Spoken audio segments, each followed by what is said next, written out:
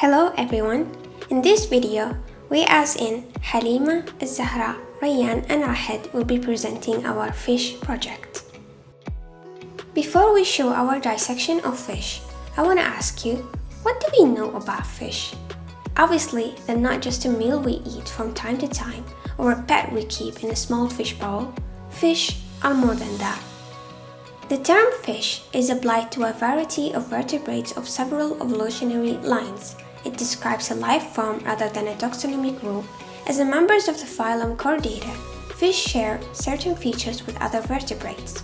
These features are gill slit at some point of the life cycle, a notochord or skeletal supporting rod, a dorsal hollow nerve cord, and a tail. Fish are abundant in most bodies of water. They can be found in nearly all aquatic environments, from high mountain streams to the abyssal and even huddled depths of the deepest oceans. Although no species has yet been documented in the deepest 25% of the ocean, with 34,000 described species, fish exhibit greater species diversity than any other group of vertebrates. This is a picture taken by us of our fish Bia. The flathead gray mullet, which its scientific name is Mugglecephalus, is an important food fish species in the mullet family Muggleidae. It's found in the coastal tropical and subtropical waters worldwide. The flathead gray mullet is a mainly diurnal coastal species that often enters estuaries and rivers. It usually schools over sand or mud bottoms, feeding on the zooplankton. The adult fish normally feed on algae in fresh water.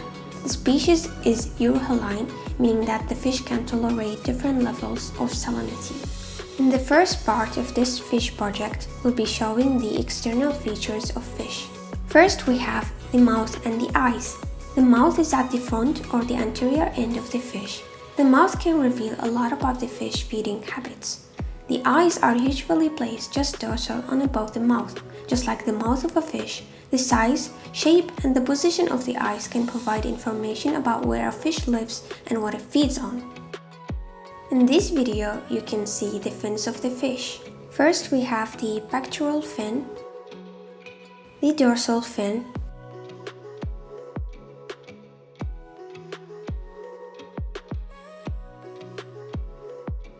the pelvic fin or the ventral fin, the anal fin, and lastly is the caudal fin. The dorsal fins are located on the back. A fish can have up to 3 dorsal fins. The dorsal fins serve to protect the fish against rolling and assist it in a sudden turns and stops. The pelvic fins are typically located ventrally below and behind the pectoral fins. They assist the fins in going up or down through the water, turning sharply and stopping quickly. The pectoral fins are located on each side. Their function is creation of the dynamic lifting force that assists same fish in maintaining depth and also enables the flight for flying fish. The anal fin is located on the ventral surface behind the annulus cloacae. This fin is used to stabilize the fish while swimming. Lastly is the caudal fin, which is used for propulsion. This is a speed-up video of our dissection of the fish.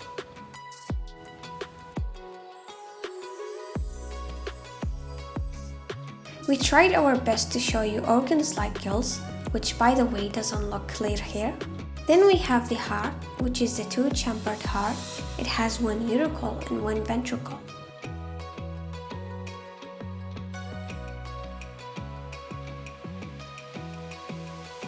Here we have the liver.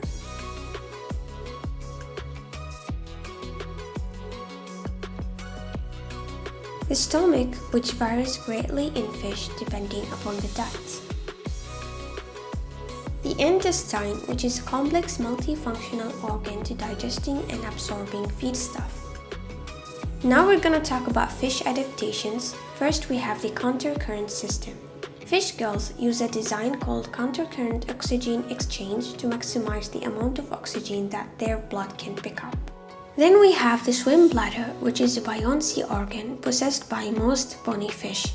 It contains gas, usually oxygen, and functions as hydrostatic.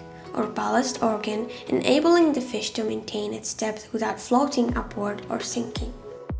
This adaptation is what makes fish efficient at swimming. Honestly, all this talk about fish makes me want to have a fish meal. Lastly, I hope you enjoyed this video and thank you for watching.